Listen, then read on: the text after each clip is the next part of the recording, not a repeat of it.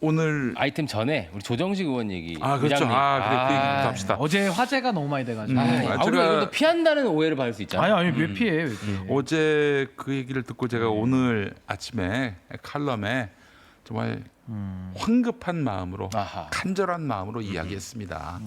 이재명 대통령 연임은 전혀 가능하지도 않고 해서도 안 됩니다라고 좋아요. 제가 분명히 대못을 박았어요. 물론 뭐 제가 얘기하는 게 무슨 의미가 있겠습니까만 그렇긴 하네요. 강훈식 그 실장도 오늘 그렇게 다 입장을 얘기했는데 냈죠 오늘.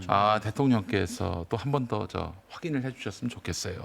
나는 연임 상상도 못하고 가능하지도 않다. 법률가의 입장에서 이렇게 얘기해 주시면 논란은 잦아들 것 같습니다. 어제 조정식 국회의장 제가 전후 맥락 다 살펴봤는데 쓸데없는 소리를 했어요. 그쵸. 불필요한 말. 불필요한 말이에요. 아니 연임은 가능하지 않고 다만 대통령 지금 잘한다, 열심히 한다. 이런 대통령 과거엔 그러니까 또 없었다. 보고 싶다. 이런 또 대통령이 보고 싶다. 또 나왔으면 뭐 이런 좋겠다, 차원에서 이 이제 얘기죠. 권한이 없는 분들이 또 이제 시민의 입장에서 그렇게 말씀하시는 건 가능해요. 그런데 국회의장식이나 대분이 그 연임 개헌 이런 말을 연상하게 하는 워딩을 했다는 것은 큰일 날 일입니다. 진짜. 아니 근데 저는 이재명 대통령의 한 개인으로서의 인생을 우리가 놓고 보더라도 물론 너무 잘하시고 또 저도 이재명 대통령 같은 분들보다 더 뛰어난 대통령이 이제 대한민국에 넘치도록 나와야 된다고 보거든요. 그럼요. 예. 그건 너무 당연한 거 아니겠습니까? 근데 이재명 대통령 개인의 인생으로 놓고 봐도 이 무거운 짐을 한번 또 대통령 하시라는 것도 저는 좀 개인적인 차원에서도 좀 하기 힘든 이야기고 너무 힘든 일이니까. 그리고 더 나아가서 이게 헌법 규정의 명문으로 반하기 때문에 네. 개헌을 한다면 국민 100%가 진짜 동의해야지 바꿀 수 있는데 그때도 논란이 많을 거예요. 근데 그런 식의 반론이 충분히 예상되는 거를 왜 이거를 끄집어내서 오히려 빌미를 주느냐. 그리고 더 나아가서 뼈아픈 점은 대통령께서 이번에 샌프란시스코 가서 AI 서밋까지 하고 지금 브라질 가 계시잖아요. 어마어마한 성과를 지금 만들고 해외 순방의 결과들을 지금 얘기를 해야 되는데 그 빛이 그냥 다 가려지는 거예요. 그게 누구에 의해서? 국회의장님에 의해서 어제는 다 가려지는 이런 현상들이 저는 너무 안타깝고 저는 정말 국민적인 그 의지와 뜻을 받들어서 지금 정치권이 해야 될 일은 이재명 정부 반드시 성공시키고 그 다음에 이재명 대통령보다 더 뛰어난 정치인들이 서로 경쟁하면서 그럼. 국민들에게 뽑는 재미를 주는 것이 지금 정치인들이 고민하고 노력해야 될 지점 아니냐. 전 조정식 의장님 어제 그 발언은 너무 준비되지 않은 모습으로 기자회견에 임하셨던 거 아니냐. 게다가 지금 너무 안타깝습니다, 지지율이 그 정청래 때문에 많이 다운된 마당인데 그래서 반대편이 지금 기세를 지금 얻고 있는 상황인데 이 마당에 땔감 저들에게 준 거예요, 땔감. 땔감을 준 격이 됐어요. 이게 정말 전문 감각이 어떻게 된 거야 이게? 이게 왜 더 화제가 됐냐면요. 사실 그동안 야당에서 장도혁 대표 쪽에서 뭐만 하면 연임하려고 한다라는 논리적 도약을 만들었었어요. 글쎄 말이에요. 사실 말도 안 되는 얘기니까 별로 화제가 안 됐는데 거기에 조응해준 꼴이 됐습니다. 국회의장 발언이. 네. 지금 우리 채팅창 보고 있는데도 연임 됐으면 좋겠다라고 하시는 분도 있어요. 근데 그런 마음을 가지실 수야 있지요. 아니, 다 근데 공감이 아니 돼요. 권한 없는 분들은 공감은 그런 돼요. 얘기 해도 돼요. 그러니까 의장님이 그렇게 얘기해 버리면 무게가 달라지고 특히 이제 정무특보 청와대 정무특보였기 때문에 더 파장이 컸던 것 같고 특히 이러면 유시민 작가의 그 정계 개편 망상에도 힘을 실어주는 겁니다. 역설적으로. 그렇죠. 왜 저렇게 이재명 대통령이 그럼 검찰 개혁에 뭔가 미진하다고 저들은 주장하죠. 왜 그랬을까라고 했을 때 사실 주장을 못 해요. 근거를. 왜 저러냐. 근데 거기서 이제 약간 음모론자들이 거기 붙어주는 겁니다. 공소 취소 때문이다. 연임하려 그런다. 이런 식으로 그 음모론이었는데 당연히 그 전혀 설득력이 없으니까 무시했던 거거든요.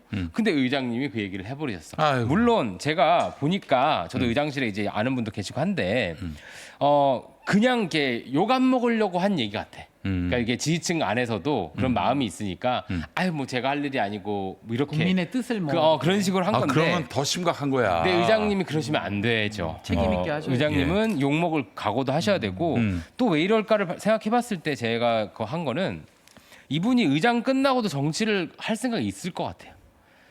지금 저 어디야 그 시흥에서 육선이가 했잖아요. 그렇죠. 그리고 예. 이제 국회의장까지 하면 보통은요 정치 은퇴하는 게 이제 상례였는데 그렇지. 요즘 이제 뉴 노멀 시대 아닙니까? 100세 시대가 되다 보니까 더 하시겠다는 거죠. 그러니까 그래서 내부적으로 막 의장 끝나고 무슨 뭐 대권 출마 뭐 보고서 이런 거 쓸고 있을지도 몰라요. 그러니까 아니 이제 의장이- 조정식이 그러니까 세트 메뉴 조가 의장이 되면 이제 굉장히 높은 직위를 한 거잖아요. 그러니까 정치적 체급이 높아졌다. 그럼 다음 뭐야? 대통령밖에 없잖아.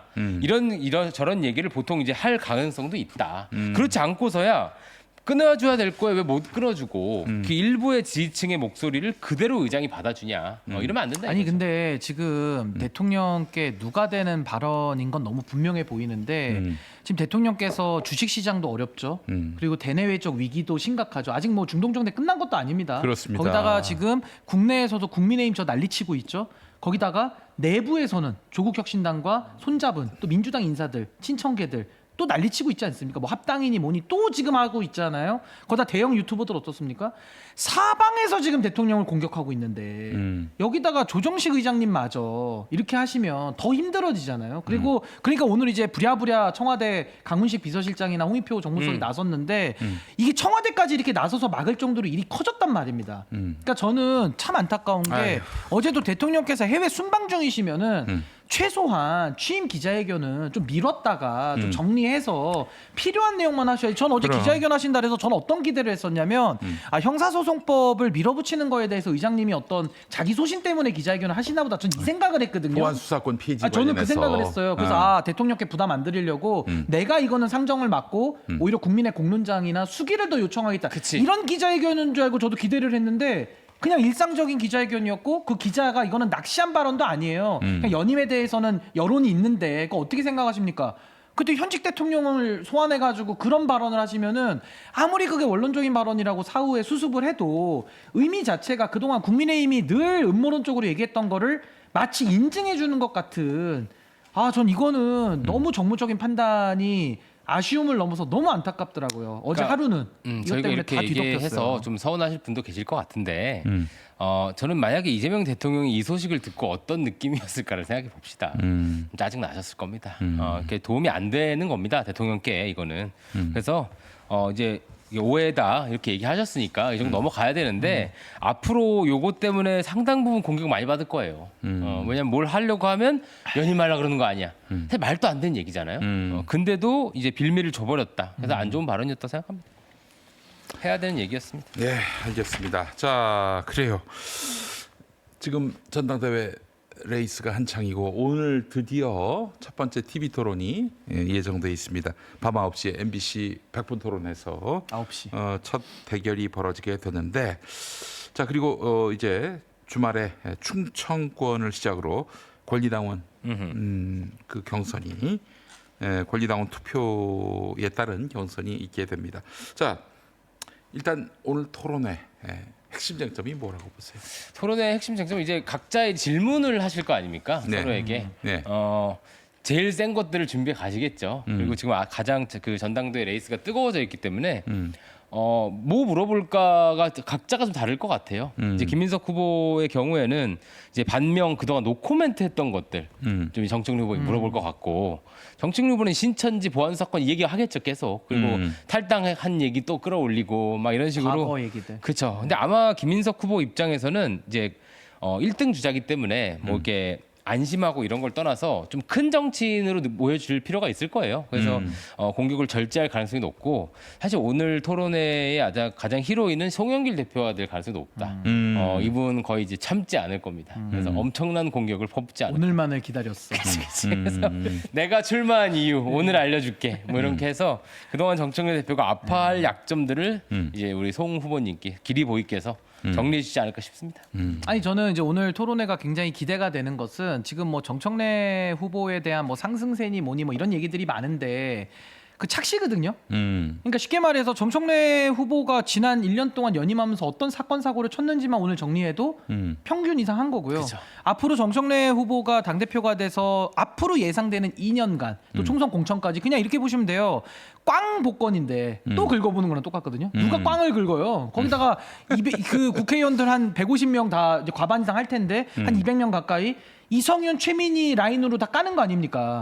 그런 사람으로 깔아서 이게 국정 운영이 되겠습니까? 그리고 당선이 과반이나 되겠어요? 그런 라인업으로? 그러니까 이거를 국민들 앞에 알려야 된다. 알려야 되는 게 첫 번째고 두 번째는 전 최근에 뭐 신천지 문제 제기를 뭐 잘못했다라는 비판도 있던데 전 그렇게 생각 안 하거든요. 왜냐하면 그 전에 우리가 일주일 전만 생각을 해봐도 정청래 후보가 주도하는 보안 수사권 문제와 1인 1표 가지고 사통 통합이라는 걸 가지고 끊임없이 계속 그 프레임을 짰어요. 그러니까 운동장을 정청래 후보가 짠 운동장 공동통장에서 했는데 그 판을 뒤엎은 게 저 김민석 후보의 신천지 발언이라고 좀 보거든요. 그러면서 이게 이제 전수조사까지 같이 하자라는 이 발언으로 좀 더 이제 확대가 되고 있어서 전 이게 정당 개혁의 핵심 아젠다고 아니 민주주의를 하기 위해서 정당의 관리도 안 되고 있는 게 지금 만천하에 드러나고 있는데 여기에 대한 문제 제기를 당연히 하는 게 정당하고 전 거기에 대한 각 후보들의 의견도 전 들어봐야 된다고 생각하거든요. 그래서 저는 지금 검찰까지도 합수본을 통해서 민주당 관련자들 수사도 하고 있는 마당에 저 오늘 토론회를 통해 가지고 이 신천지 문제도 어느 정도 좀 일단락을 하는 그런 토론회가 됐으면 좋겠다. 저는 그렇게 봅니다. 네. 특히 신천지 문제는 좀 전략적인 피보신 면이 있을 거예요. 보안 사건 논쟁이 판을 바꿨으니까. 보안 사건 논쟁이 워낙 그 중력이 강합니다. 그쪽으로 다 빨려 들어가기 때문에 그거에서 빠져나오려면 그것만큼의 파급력 있는 그 아이템이 던져져야 됐을 거라서 김민석 후보가 좀 의도적으로 던졌을 것도 있고 아까 말씀하신 대로 경고 사격적 요건이 많았을 것 같아요. 네. 그 이중당적도 지금 논란이 되고 있어요. 이게 심각합니다. 혁신당 당원이면서 민주당 당원으로서 지금 이번에 그 권리를 행사하려고 하는 사람들. 근데 이건 정말 위법이잖아요. 근데 불법이고. 이게 처벌 조항도 있고 이중당적자가 뭐가 문제냐면 이 문제 제기를 잘해야 돼요. 예를 들어 뭐 선거 때만 되면 당원들 가입하려고 각 당에서 노력하니까 후보들이 그러면 이 당도 써주고 저 당도 써주고 하는 분들이 있어요. 네. 저는 그분들은 처벌의 필요성도 되게 낮다고 봐요. 그럼. 그냥 몰라서 그럴 거일 수도 있어요. 근데 지금 문제 삼는 이중당적자는 뭐냐면요. 조직화된 소수가 과다대표돼서 거의 메뚜기들처럼 각 당에 들어가서 각 당의 민주주의의 의사결정 구조를 왜곡하는 정당 민주주의를 붕괴시키는 의도 세력이거든요. 그게 지금 대표적인 게 신천지 그리고 김어준의 가스라이팅 당해 있는 일부 지지자들 이런 사람들이 문제인 거예요. 이 사람들이요 정치 고관여자들이기 때문에 정당법에 의해서 처벌받는다. 제가 오늘도 또 얘기합니다. 이 처벌받는 거예요. 근데 알면서도 하거든요. 그러니까 이런 식의 처벌 필요성이 높은 사람들이 사실 지금 각 당을 돌아다니면서 이 경선을 좌우하려고 하고 있다. 근데 이게요 영향이 없는 것 같아도 영향이 큽니다. 왜냐하면 정당 선거라는 거는 분위기를 만들어가면서 그 선거를 치르는 거기 때문에 이 샘플이 적잖아요. 그래서 굉장히 이건 영향이 큰 것이고 더 나아가서 원래 정당에 대한 그 주무 부서가 선관위인데 선관위가 이거 관리를 안 한 거거든요. 그러다 보니까 지금 정당의 어떤 그 당원 관리 체계가 상당히 지금 엉망으로 어그러져 있다. 이렇게 되면 국민들은 원치 않는 후보들을 뽑을 수밖에 없는 거예요. 민주적 의사결정 권한이 공천이라는 것이 오염됨으로써 그렇지. 이건 정말 국민들에게 해악을 끼치는 게 너무 크다. 그리고 더 나아가서 국민의힘의 신천지 통일교도 있지만 명태균 이슈도 있었잖아요. 이게 여론 조작하고도 또 연결이 되거든요. 예. 그럼 이게 민주당만 무슨 성역이고 민주당만 아무 문제가 없다라고 하는 것 자체가 눈 가리고 아웅이다. 전 여기에 대한 실질적인 실효적인 저는 처방이 반드시 나와야 된다고 생각합니다. 뭐 이중당적의 그 경우가 조국 혁신당 당원이 민주당 당원이고 그렇죠. 그 그렇죠. 차원을 넘어서서 국민의힘 당원이 민주당 당원이 그 역선택을 경우. 하는 거죠 들어와서. 아니 이제 그 신천지가 대표적으로 그렇죠. 그러하지 않겠어요? 그러니까 예. 보통 그런 것도 있고 지역의 또 자영업자분들 입장에서는 양쪽에 다 당적 가입하는 경우도 많을 거고 한데 송영길 후보가 아마 재밌는 제안을 하셨어요. 양당 쪽에서 대표가 만나 소수가 만나서 대조 한번 해보자. 분명히 많이 나올 것 같아요. 근데 우리 데코레이션신 우리 신장식 대표께서 제가 한 게 아니라 김용민 PD 겁니다. 뉴 데코레이션. 뉴 데코레이션. 신장식. 신은 빼고 뉴 데코 뉴 대표님께서 뉴 인테리어. 님께서 이걸 받을 일은 아이. 없을 것 같은데 만약에 받았다고 한번 좀 생각을 해보면 민주당과 조국혁신당 둘 중에 하나를 정해야 돼. 그럼 다들 민주당을 택할 겁니다. 왜냐하면 큰 당의 그 의사에 아무래도. 또 힘을 행사하고 싶으시니까. 그러면 조국당의 당세가 상당히 쪼그라들 것이다. 거의 지금도 어려운데. 지금 3만, 4만 네. 좀 된다고 하잖아요. 되게 확 줄지 않을까 싶어요. 아니 그래서 저는 이 문제를 심각하게 보는 게 그냥 잘 모르면서 양쪽에 가입해 준 사람들이 문제가 아니고요.